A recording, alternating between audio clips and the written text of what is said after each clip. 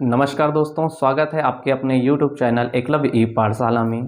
दोस्तों, आज का ये वीडियो भारतीय संविधान के ऊपर आधारित है। भारतीय संविधान की प्रस्तावना से भी बहुत सारे प्रश्न पूछे जाते हैं। तो आइए इस वीडियो के माध्यम से जो प्रस्तावना है वहाँ से किन किन रूपों में प्रश्न पूछे गए हैं, इनका हम बारी बारी से समझने का प्रयास करेंगे। तो ध्यान में रखिएगा, यह जो प्रस्तावना है इसे उद्देश्य प्रस्ताव के रूप में पंडित जवाहरलाल नेहरू जी द्वारा 13 दिसंबर 1946 को संविधान सभा में प्रस्तुत किया गया। इसे 22 जनवरी 1947 को संविधान सभा द्वारा स्वीकृति प्रदान किए गए। फिर यही भारतीय संविधान की प्रस्तावना के रूप में शामिल हुआ। भारतीय संविधान की यह जो प्रस्तावना है वो इस प्रकार है। हम भारत के लोग भारत को एक संपूर्ण प्रभुत्व संपन्न समाजवादी पंथनिरपेक्ष लोकतंत्रात्मक गणराज्य बनाने के लिए तथा उसके समस्त नागरिकों को सामाजिक आर्थिक राजनीतिक न्याय विचार अभिव्यक्ति विश्वास धर्म और उपासना की स्वतंत्रता प्रतिष्ठा और अवसर की क्षमता प्राप्त कराने के लिए तथा उन सब में व्यक्ति की गरिमा और राष्ट्र की एकता और अखंडता सुनिश्चित कराने वाली बंधुता बढ़ाने के लिए दृढ़ संकल्प होकर अपनी इस संविधान सभा में आज तारीख 26 नवंबर 1949 को एतद द्वारा इस संविधान को अंगीकृत अधिनियमित और आत्मर्पित करते हैं। तो ये तो है भारतीय संविधान की प्रस्तावना। तो यह जो प्रस्तावना है इसे भारतीय संविधान का अंग नहीं माना गया था। तो इस पे एक प्रश्न आता है कि जो भारतीय संविधान की प्रस्तावना है उसे अंग नहीं माना गया, तो कब नहीं माना गया था? तो इसका एक प्रश्न बनता है कि जो बेरूबारी वाद था, इस वाद में जो 1960 का वाद था उस पे क्या किया, भारतीय संविधान की प्रस्तावना को संविधान का अंग नहीं माना। बेरूबारी वाद 1960 में इसे केशवानंद भारती बनाम केरल राज्यवाद में जो 1973 में हुआ उसमें संविधान का अंग माना गया। इस प्रकार भारत की संविधान में यह प्रस्तावना के रूप में शामिल है। अब आता है कि भारतीय संविधान की जो प्रस्तावना, यहाँ से प्रश्न और भी आते हैं। जैसे एक तो यह आता है कि भारत में राजनीतिक शक्ति का प्रमुख स्रोत क्या है? भारत में राजनीतिक शक्ति का प्रमुख स्रोत क्या है? तो इसका उत्तर होता है जनता। अब ये कैसे? यहाँ पे आप पहले ही पढ़ते हैं, पहले लाइन में ही पढ़ते हैं कि हम भारत के लोग, इसका अर्थ होता है जनता, संपूर्ण जनता। तो यह जो जनता है वो क्या है? राजनीतिक शक्ति का मूल स्रोत है भारत में। फिर प्रश्न आता है कि प्रस्तावना में भारत शब्द का उल्लेख कितने बार हुआ है? तो आपको ध्यान में रखना है कि पूरे प्रस्तावना में भारत शब्द का मात्र 2 बार उल्लेख हुआ है।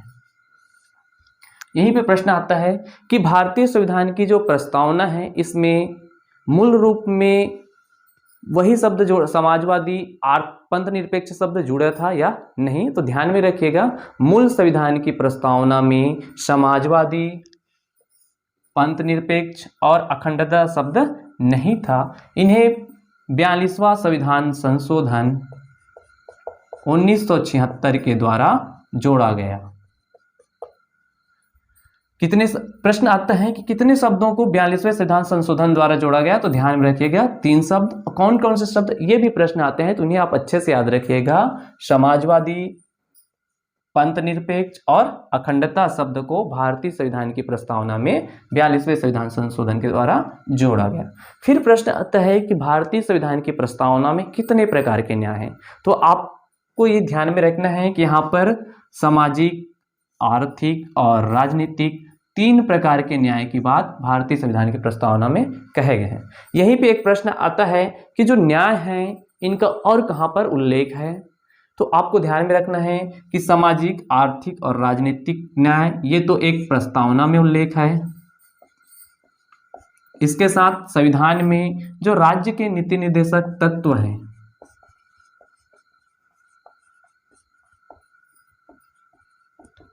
वहां पर भी सामाजिक, आर्थिक और राजनीतिक न्याय का उल्लेख है। राज्य के नीति निर्देशक तत्व जिनका अनुच्छेद है अनुच्छेद 36 से लेकर 51 और भाग है भाग 4।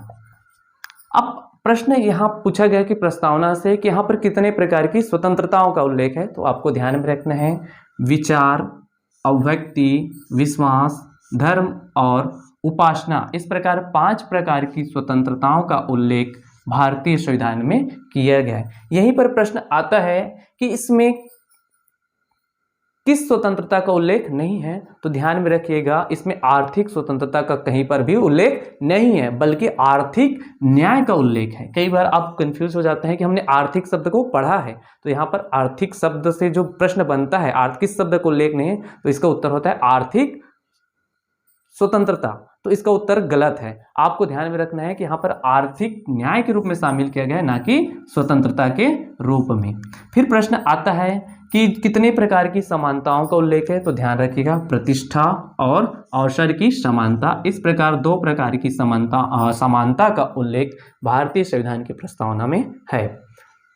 फिर इसमें प्रश्न पूछा जाता है कि जो भारतीय संविधान की प्रस्तावना है उसमें शब्दों का क्रम को लेकर, जिसमें आपको न्याय, स्वतंत्रता, बंधुता, एकता, अखंडता ये शब्द होते हैं, तो इसको आपको एक क्रम में रखना है। तो ध्यान में रखिएगा सबसे पहले न्याय आता है, फिर आता है स्वतंत्रता, उसके बाद आता है समानता, फिर एकता और बंधुता। इसको कई बार प्रश्न पूछे गए पेपर में कि इनको क्रम में लगाइए, तो इसको आपको ध्यान में रखना है। अब प्रश्न आता है कि 26 नवंबर 1949 को संविधान सभा द्वारा संविधान को अंगीकृत किया गया, उसी समय भारतीय संविधान की प्रस्तावना को भी अंगीकृत कर लिया गया। इसमें एक प्रश्न को ध्यान में रखिएगा कि प्रस्तावना में कहीं पर भी संघीय शब्द का उल्लेख नहीं है। संघीय मतलब संघात्मक शब्द का कहीं पर भी उल्लेख नहीं है, ये भी प्रश्न के रूप में पूछे गए हैं। तो भारतीय संविधान की प्रस्तावना के संदर्भ में और भी प्रश्न बनते हैं, जैसे कि इन्हें व्यक्ति विशेष के द्वारा क्या क्या कहा गया है। जैसे भारतीय संविधान की प्रस्तावना को आत्मा कहा जाता है, तो आपको ध्यान में रखना है कि डॉक्टर भीमराव अंबेडकर ने भारतीय संविधान में जो मूल अधिकार है संवैधानिक उपचारों का अधिकार, अनुच्छेद 32, उसे भारतीय संविधान की आत्मा और हृदय कहा है। डॉक्टर भीमराव अंबेडकर ने अनुच्छेद 32 के अंतर्गत संवैधानिक उपचारों के अधिकार को भारतीय संविधान की आत्मा और हृदय कहा है। वहीं पर इस प्रश्न को आपको ध्यान में रखना है कि के.एम. मुंशी ने इसे जन्म पत्रिका कहकर संबोधित किया है। के.एम. मुंशी जी द्वारा भारतीय संविधान की प्रस्तावना को जन्म पत्री कहा गया है। और एक और प्रश्न है कि जो N.A. पालकीवाल है, उनके द्वारा इसे परिचय पत्र कहकर पुकारा गया है। तो ये तो थे भारतीय संविधान की प्रस्तावना से बनने वाले प्रश्न। प्रमुखता से इन्हीं सब तथ्यों के आधार पर प्रश्न पूछे जाते हैं। आपने यह वीडियो लास्ट तक देखा, इसके लिए धन्यवाद। इस वीडियो को अपने मित्रों के साथ शेयर कीजिए, साथ ही इस चैनल को सब्सक्राइब और लाइक कीजिए। आप सभी का धन्यवाद।